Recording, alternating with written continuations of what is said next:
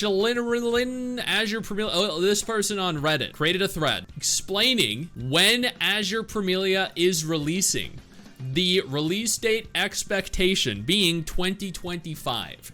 When in 2025, we're gonna get into that. Join me every Friday and Saturday at noon EST over on Twitch at Stix and Mrs. Stix. So his first point here, Chinese game approval policy. Games developed in China, called domestic, or in other countries called foreign or imported, must have a game version number, which works similarly to the number you see on the back of a book, which is the ISBN. Here's an image showcasing what he means. This is the ISBN. This identifies the country or language of the group, the publisher identifier, the ID this ID is the title, edition, and format, and this is the check digit. The policy is lengthy and strict. The developer must submit at least a 10-minute automatic demo, which looks like the first trailer PV, which makes sense because if you guys recall, the trailer that we got for the game was about 15 minutes long. And if you think about it, the gameplay demo, the gameplay trailer for Neverness to Everness was also like 13 minutes long. So it makes sense that these automatic demos are created with the intention of releasing globally because they need to showcase this to the Chinese government ahead of time. Makes complete sense. Here is an example of the demo submission. The developer must submit all scripts, dialogue, text, storyboard, etc.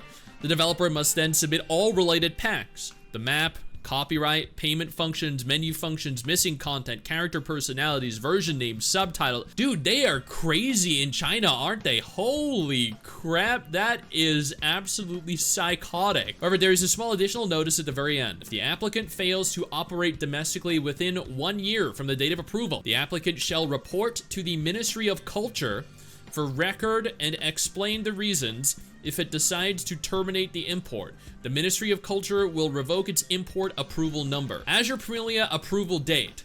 When last we heard, the approval date for Azure Promilia was October 2024. So people were speculating at the time the game was gonna release by October 2024. The Ministry of Magic has very similar guidelines.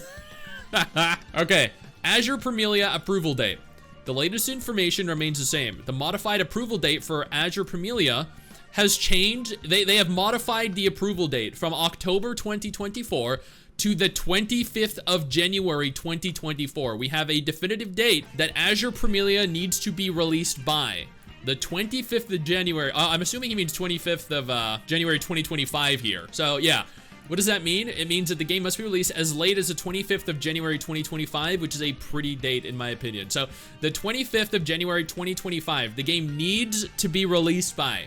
It cannot release January 26th, 2025. It cannot release February, March, or April in 2025, which means this is essentially, again, this is carrying on from the speculation that players had that the game was releasing in October 2024. So this is, well, not a definitive conclusion, not a definitive announcement from Manju themselves, as close as we're gonna get to one for now. How Manju can cheat the release date.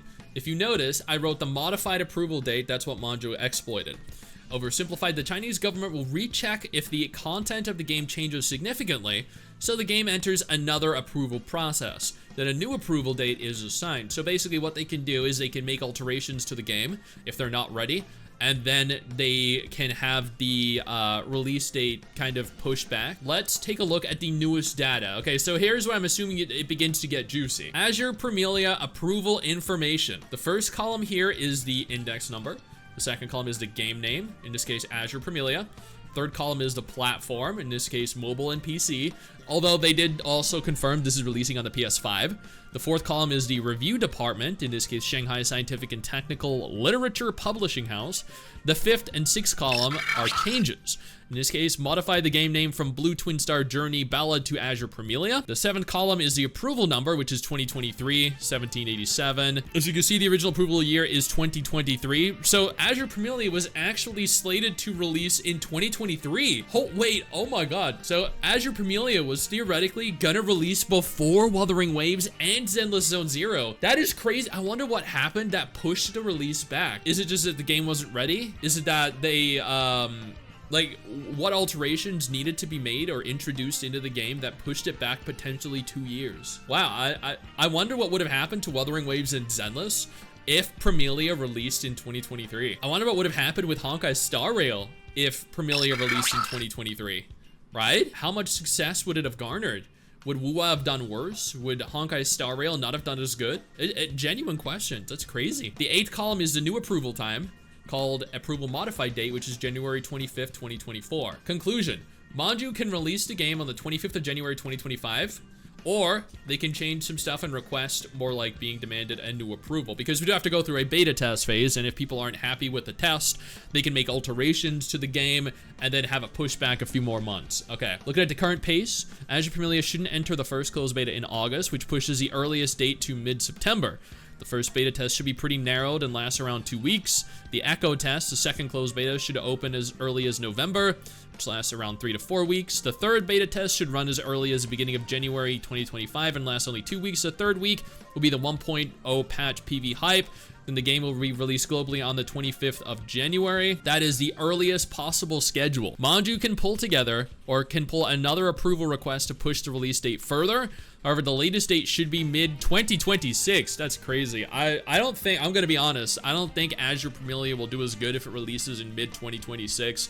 The reason being, I think every new open world game that comes out is slowly going to eat away at players' patience. I think it is slowly going to begin to fatigue players, because you know how popular Marvel was with like Thor, Iron Man, Captain America, and how each Avengers movie did progressively better. The cinematic universe grew and grew, and then people just became overwhelmed. They became bored, and there was like superhero fatigue. I think that's happening right now as well. I think after Wuthering Waves, people have begun to realize that they're not necessarily as interested in exploring another open world.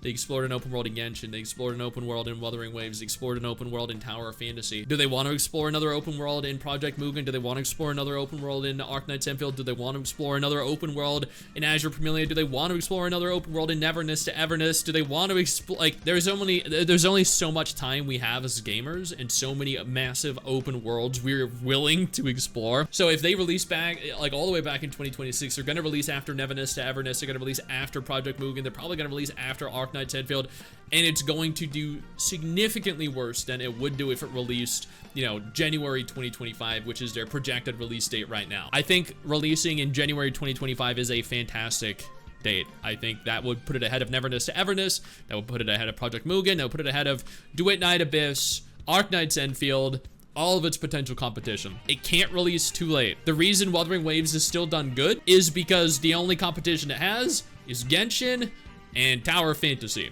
Tower of Fantasy is an MMO and doesn't really have that much in terms of active player base, so it's not really competition. Genshin Impact isn't going to be dethroned by, you know, Promilia, Mugen, WUA, or Zenless, or any other game, so it doesn't really matter, which means that WUA has no real competition right now. In a year, there's going to be a lot of competition for Promilia and Mugen and Enfield. So I think, you know, 2025, early 2025, it has to release by then. Otherwise, it's going to be shooting itself in the foot.